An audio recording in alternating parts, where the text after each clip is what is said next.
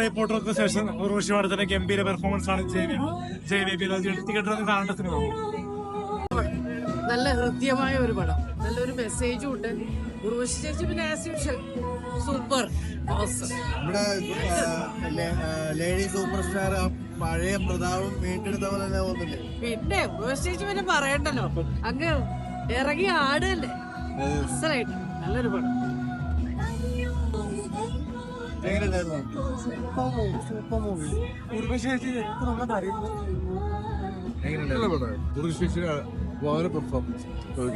Super star പദവി ചേച്ചിയുടെ performance രക്ഷയില്ല.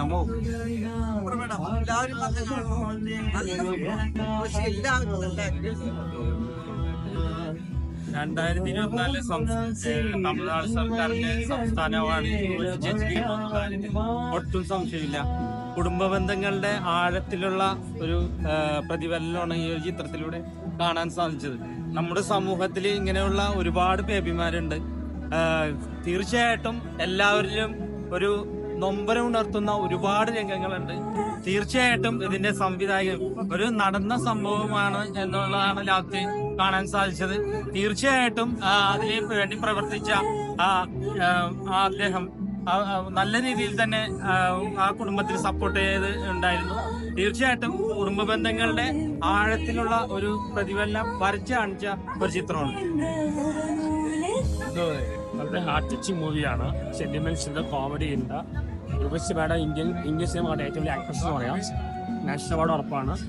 ഒരു മാതൃത്വ കാണിക്കുന്നത്. എല്ലാം കൊണ്ടും നല്ലൊരു ഹാർട്ട് ടച്ചിങ് മൂവിയാണ്. ഒരുപാട് നാഷണൽസ് നല്ല മൂവിയാണ്. വളരെ നല്ല പടം. സെക്കൻഡ് ഹാഫ് ഭയങ്കര നല്ലത്. ഉർവശി പറയില്ല, ഇത് ഇത്രയും ഭയങ്കര രസമായിട്ടുണ്ട്. എല്ലാവരും അതിലെ ആക്ടേഴ്സ് എല്ലാവരും അതിന് ആപ്റ്റായവർ തന്നെ.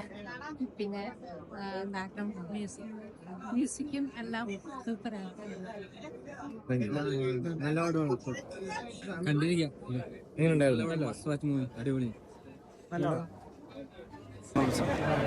ഉർവശി ചേച്ചിയുടെ അഭിനയം നല്ല സൂപ്പർ. എങ്ങനെയുണ്ടായിരുന്നു? കുഴപ്പമില്ലാത്ത അറ്റംപ്റ്റാണ്, പക്ഷെ ഒരു യൂഷ്വൽ പ്ലോട്ടാണ്. ഉർവശി ഭയങ്കര അമേസിങ്. ഉർവശിയുടെ സിനിമയായിട്ടാണ് തോന്നുന്നത്. നല്ല മൂവിയായിരുന്നു.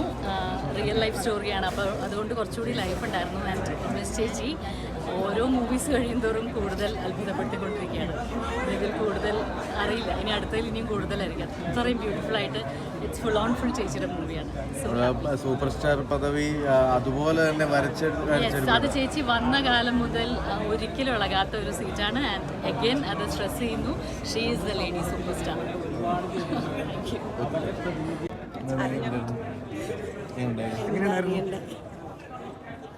എന്താ പറയാ, again the unconquered queen of Malayalam എന്നല്ല ഇന്ത്യൻ സ്ക്രീൻ എന്ന് പറയുന്നത് ഉർവശിയാണ് എന്നുള്ളത് നമ്മളിനി പ്രത്യേകിച്ച് എടുത്തു പറയുകയോ അല്ലെങ്കിൽ പ്രത്യേക പദങ്ങൾ കൊടുത്തിട്ടോ ഒന്നും ആവശ്യമില്ല.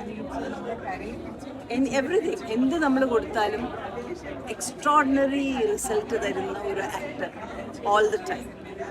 അത് എങ്ങനെ പറയാം, അതുപോലെ എന്തുകൊണ്ട് മലയാളത്തിലൊന്നും സംഭവിക്കുന്നില്ലെന്നാണ്.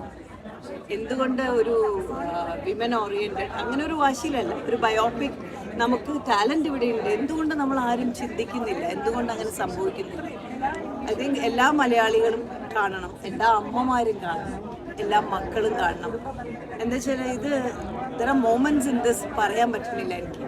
ബ്യൂട്ടിഫുൾ മൊമെന്റ്സ് ഒരു കുട്ടിക്കും ഒരു അമ്മയ്ക്കും എവിടെയെങ്കിലും ഒക്കെ ഓർമ്മയിലിരിക്കാൻ. ഇത് അതിലൊരു പറയുന്ന കാര്യമുണ്ട്, നമ്മൾ എനിക്ക് തോന്നുന്നു ഒരു ബ്രദേഴ്സ് രണ്ടുപേരും കൂടി നിൽക്കുമ്പോൾ ഈ അമ്മ അവരുടെ കൂടെ ഉണ്ടായിരുന്നപ്പോൾ തിരിച്ചറിയാത്തത് അമ്മ ഇല്ലാത്തപ്പോൾ തിരിച്ചറിയുന്ന ഒരു മൊമെന്റ് ഉണ്ട്. അവരാരും വാക്കുകൾ കൊണ്ട് പറയണതല്ല, ഹാർട്ട് ബീറ്റ് കൂടുന്ന ഒരു മൊമെന്റാണ്. Beautifully done. Everyone, it is really worth it. ഇനിയും ഉള്ള സിനിമകളിൽ ഇതുപോലെയുള്ള സിനിമയെ അഭിനയിക്കുകയല്ല, വേറെ പലതും തരണം. ഇതുപോലെയല്ല, ഉർവശി എന്ത് ചെയ്യുമ്പോഴും അവരുടേതായ സിഗ്നേച്ചർ ഉണ്ട്. ആ സിഗ്നേച്ചർ ഇതിലും ഉണ്ട്, പലയിടത്തും അവരുടെ സിഗ്നേച്ചർ ഉണ്ട്. ചിലയിടത്ത് നമുക്ക് അറിയാം എവിടെയാണ് അവർ ആ എലിമെന്റ് പ്ലേസ് ചെയ്തിരിക്കണം എന്ന് വരാറിയാം. റിയലി കണ്ടുപിടിക്കാൻ, പുതിയ ആക്ടേഴ്സിന് കണ്ടുപിടിക്കാൻ എടുത്തെടുത്ത് കാണേണ്ട സിനിമകളിൽ ഒന്നാണിത്. ആക്ടിങ് പഠിക്കുക. നമ്മുടെ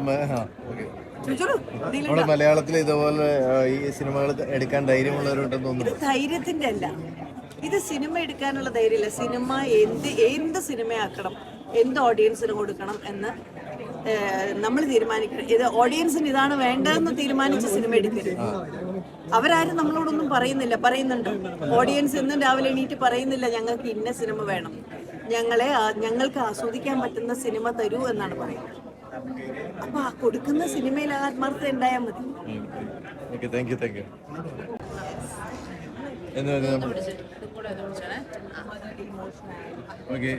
നമ്മുടെ മൂവിയുടെ ഉർവശിയുടെ തകർത്താട്ടമായിരുന്നു.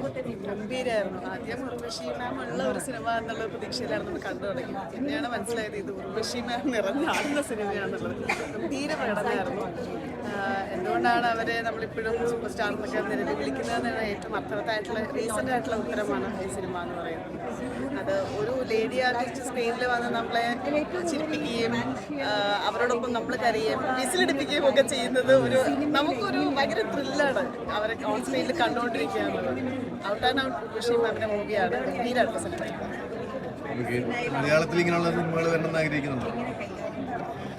അതൊരു കുറച്ചുകൂടെ ഒരു പൊസസീവ് ആയിട്ടുള്ള ഒരു ആഗ്രഹമാണ്. മലയാളി ഒരു സിനിമയുടെ ഭാഗമായിട്ട് നിൽക്കുന്നതുകൊണ്ട്. പക്ഷെ സിനിമകൾ എവിടെയും നല്ല സിനിമകൾ സംഭവിക്കും. അതിലൊരു മലയാളി ആർട്ടിസ്റ്റ് ഒരു കേന്ദ്ര കഥാപാത്രമായിട്ട് വരിക എന്ന് പറഞ്ഞാൽ സന്തോഷമുള്ള കാര്യമാണ്. നമുക്ക് എവിടെയെങ്കിലൊക്കെ അഹങ്കരിക്കാമല്ലോ പേഴ്സണലി. നമ്മുടെ ആളാണ് എന്നുള്ളത്, നമ്മുടെ ആളാണ് കാട് എന്ന് നമുക്ക് ലോകത്തോട് പറയാനുള്ള ഉത്തരവാണല്ലോ. മലയാളത്തിലും ഇങ്ങനത്തെ സിനിമകൾ സംഭവിക്കുന്ന ശ്രമങ്ങൾ നമ്മുടെ ഭാഗത്തുനിന്ന് ഉണ്ടാവുന്നുണ്ട്.